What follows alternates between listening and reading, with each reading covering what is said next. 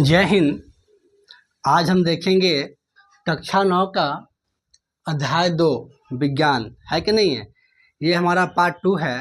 Part 2 में हम जानेंगे भौतिक तथा रासायनिक परिवर्तन। भौतिक तथा रासायनिक परिवर्तन, इससे पहले हम पार्ट 1 में टिंडल इफेक्ट तक बता दिए थे। टिंडल प्रभाव, टिंडल प्रभाव क्या होता है हम बता दिए थे पार्ट 1 में, है कि नहीं। ये वीडियो हमारा पार्ट 2 है। पार्ट 2 में हम जानेंगे भौतिक तथा रासायनिक परिवर्तन, ठीक है ना। यानी किसी भी पदार्थ का भौतिक तथा रासायनिक परिवर्तन, ठीक है। क्या होता है वो भौतिक परिवर्तन, पहले जानते हैं भौतिक परिवर्तन ये होता क्या है। ये तो भौतिक परिवर्तन बोलने का अर्थ यह है कि जैसे रंग, रूप, साइज हो गया, आकार हो गया, प्रकार हो गया, इन सभी चीज़ों में बदलाव, है कि नहीं, परिवर्तन, इसी को बोलते हैं भौतिक परिवर्तन। जैसे हम उदाहरण के लिए बता दें कि बच्चे लोग क्या करते हैं, कॉपी जो होता है, कॉपी उसका पेज फाड़ लेते हैं और नाव बना के या फिर जहाज बना के उड़ाते हैं उसको, है कि नहीं है। तो जब जहाज बना के उड़ाते हैं और फिर उसको क्या करते हैं, जहाज को फिर खोल देते हैं, तब पेज जैसे कि तैसे हो जाता है कि नहीं है।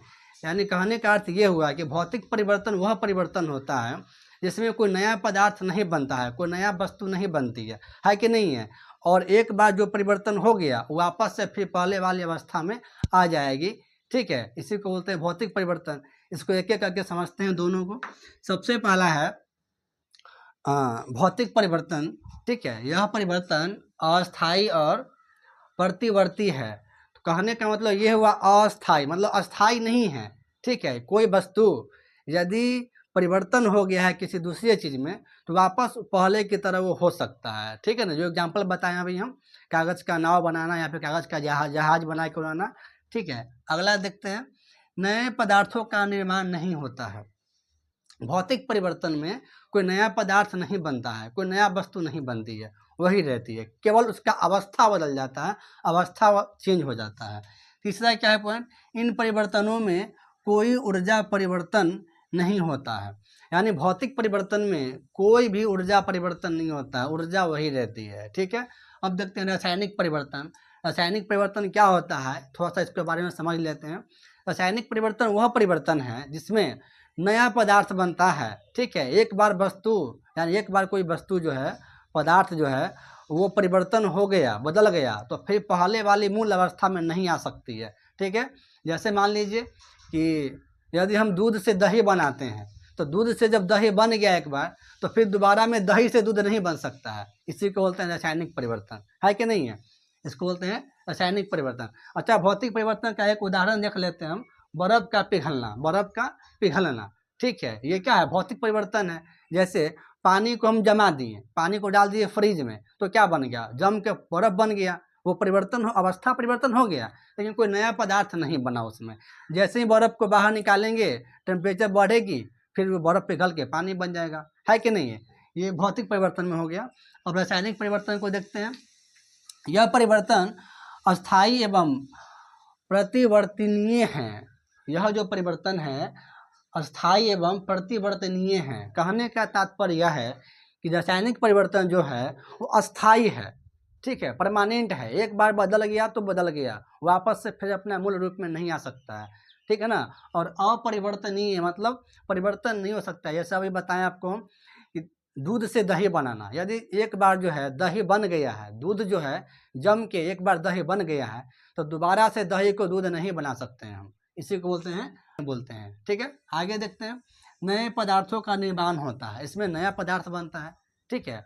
जो वस्तु है, कोई पदार्थ है, वो अपना मूल अवस्था को खो देती है और नए अवस्था में आ जाती है, नया पदार्थ बनता है, ठीक। जैसे दूध से दही बन गया। तीसरा क्या है, इन परिवर्तनों में ऊर्जा या तो अवशोषित होती है या विकसित होती है। रासायनिक परिवर्तन में क्या होता है, ऊर्जा या तो अवशोषित होती है, ठीक है। जब परिवर्तन होगा रासायनिक परिवर्तन तो या तो बाहर का जो टेम्परेचर है, तापमान है, उसको अवशोषित करेगा वो, है कि नहीं है। या जो रिएक्शन होगा, जब रासायनिक परिवर्तन जब होगा तो उसके वस्तु का जो तापमान है, पदार्थ का तापमान है, वो उससे बाहर निकलेगा। या तो वो पदार्थ बाहर से तापमान को लेगा या अपना तापमान को बाहर निकालेगा, ठीक है। यही हुआ इसका मतलब कि इन परिवर्तनों में ऊर्जा या तो अवशोषित होती है, ठीक है, या विकसित होती है। इसका उदाहरण देख लेते हैं, लकड़ी का जलना। तो लकड़ी का जलना ये क्या है, ये दोनों परिवर्तन है, भौतिक परिवर्तन भी और रासायनिक परिवर्तन भी है। कैसे, यदि ये लकड़ी है, ये क्या है, लकड़ी है, ये जल रहा है, तो इसकी आकार तो छोटा होगी ना, तो ये भौतिक परिवर्तन हो गया। और जलना, एक बार जो लकड़ी जल गया तो दोबारा से हम उस जले हुए पदार्थ से लकड़ी प्राप्त नहीं कर सकते हैं, इसी को बोलते हैं रासायनिक परिवर्तन। ठीक है, जैसे देखते हैं यहाँ पे ये हाइड्रोजन है, H मतलब हाइड्रोजन, O मतलब ऑक्सीजन, हाइड्रोजन प्लस ऑक्सीजन, ये दोनों मिलके क्या बना, हमारा वाटर बन गया, H2O बन गया, पानी बन गया, है कि नहीं है।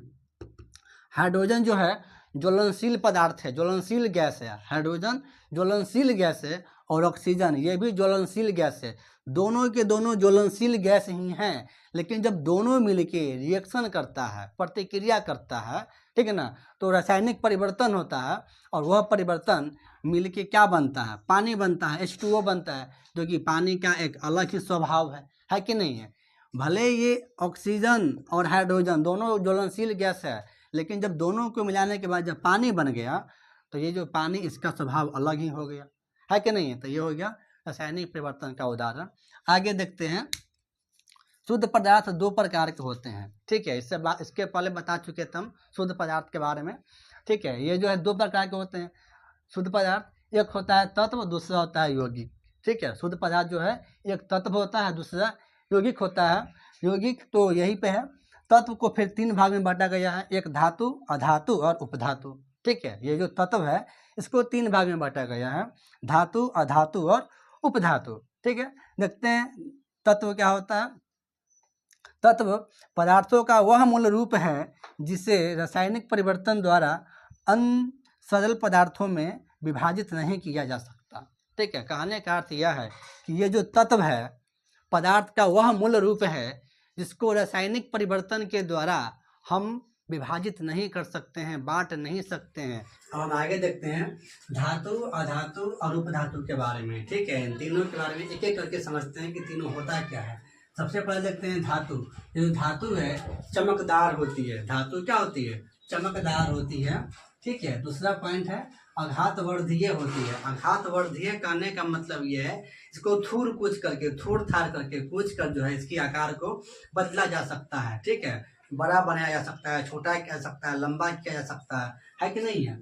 तीसरा पॉइंट देखते हैं हम, तन्य होती है। तन मतलब इसको खींच सकते हैं, नमार सकते हैं, लंबा कर सकते हैं। ठीक है, तन होती है अर्थात धातुओं को खींचकर तार बनाए जा सकते हैं। तन होती है मतलब लंबा कर सकते हैं खींच के इसको। ठीक है, लंबा कर सकते हैं, तार बना सकते हैं। ठीक है, चौथा पॉइंट देखते हैं, सोनोरस या ध्वनिक होती है। तो सोनोरस क्या होता है कि आवाज करती है। जब हम दो धातु को टकराएंगे आपस में ऐसे तो टन से आवाज करती है कि नहीं है, और यह आवाज करती है बहुत ज्यादा। ठीक है, अब ये क्या करती है, ध्वनिरक मतलब आवाज करती है। जैसे स्कूल वगैरह में जो घंटी जो बना होता है, घंटी जो क्या करते हैं, मारते हैं ऐसे करके, टन से आवाज करती है ना, वो धातु होता है, वो है कि नहीं है। चौथा पॉइंट देखते हैं, ये उष्मा तथा विद्युत का सुचालक होता है। उष्मा का सुचालक कहने का अर्थ ये है कि यदि धातु के इस छोर पे, ठीक है, उष्मा देते हैं तो ये गर्म होते होते इस छोर पे, इस पॉइंट तक जो है ये पहुंच जाएगी इसकी उष्मा, है कि नहीं है। सुचालक होता है उष्मा तथा विद्युत का। उदाहरण के लिए सोना हो गया, लोहा हो गया, सब का सब धातु ही है। ठीक है, आगे देखते हैं अधातु के बारे में। ये क्या होता है, अधातु क्या होता है, चमकदार नहीं होती है। ये जो अधातु जो है वो चमकदार नहीं होती है, चमकता नहीं है। ठीक है, दूसरा पॉइंट देखते हैं, आघातवर्धीय नहीं होती है। आघातवर्धीय कहने का अर्थ ये है इसको थूर कुछ करके बड़ा नहीं कर सकते, इसके आकार को हम नहीं बदल सकते हैं। ठीक है, तीसरा देखते हैं, तन्य नहीं होती है अर्थात धातुओं को खींच कर तार नहीं बनाए जा सकते हैं। तन्य नहीं होती यानी किसको हम खींच नहीं सकते हैं। ठीक है, खींच के इसको हम तार नहीं बना सकते हैं, किसको, अधातु को। चौथा पॉइंट देखते हैं, सोनरस या ध्वनिक नहीं होती है। ये सोनरस नहीं होता है, इसको जब पीटेंगे ना, दो अधातु को टकराएंगे तो इससे आवाज नहीं निकलेगी, है कि नहीं है। चौथा पॉइंट देखते हैं, ये उष्मा तथा विद्युत का कुचालक होता है। कुचालक मतलब इससे होकर विद्युत पास नहीं कर सकती, उष्मा पास नहीं हो सकती है अधातु से। ठीक है, इसका देखते हैं उदाहरण, ऑक्सीजन हो गया और कोयला हो गया। कोयला को हम पीट कर बड़ा नहीं कर सकते हैं, लंबा नहीं खींच सकते हैं। ऑक्सीजन को क्या करते हैं, पीट पाट के हम लंबा नहीं कर सकते हैं, बड़ा नहीं खींच सकते हैं, है कि नहीं। ये दोनों के दोनों अधातु का उदाहरण है। ठीक है, आगे देखते हैं उपधातु। ये उपधातु क्या होता है, ऐसे तन जो धातु और अधातु दोनों के बीच को दर्शाती है। ठीक है, ऐसे तन जो धातु और अधातु दोनों के बीच को दर्शाती है कि नहीं है, उसको क्या बोलते हैं, उसको हम उपधातु बोलते हैं। जैसे बोरोन हो गया, सिलिकॉन हो गया, जर्मेनियम हो गया, ये सब के सब हमारा ये उपधातु है। ठीक है, आगे देखते हैं यौगिक। यौगिक क्या होता है, दो या दो से अधिक तत्वों से बने रासायनिक पदार्थ होते हैं जो रासायनिक रूप से एक निश्चित अनुपात में एक साथ बंधे होते हैं। यानी कि दो या दो से अधिक रासायनिक पदार्थ, दो या दो से अधिक रासायनिक पदार्थ जो रासायनिक रूप से एक निश्चित अनुपात में बंधे होते हैं। निश्चित अनुपात करने का मतलब ये हुआ एक एक्यूरेट, ठीक है ना, एक्यूरेट अनुपात में, निश्चित अनुपात में बंधे होते हैं। ठीक है, पदार्थों को भौतिक तरीकों से अलग नहीं किया जा सकता। अब एक बार जो बंध गया है ये निश्चित अनुपात में, इसको भौतिक तरीकों से खींच खाच के नवार के इसको हम अलग नहीं कर सकते हैं।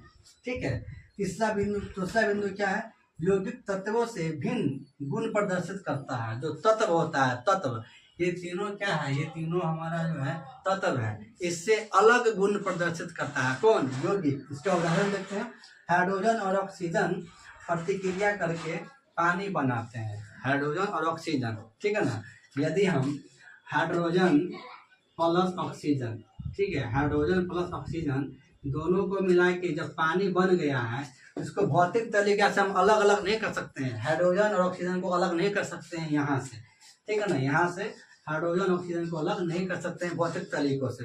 ठीक है, ये हुआ हमारा यौगिक।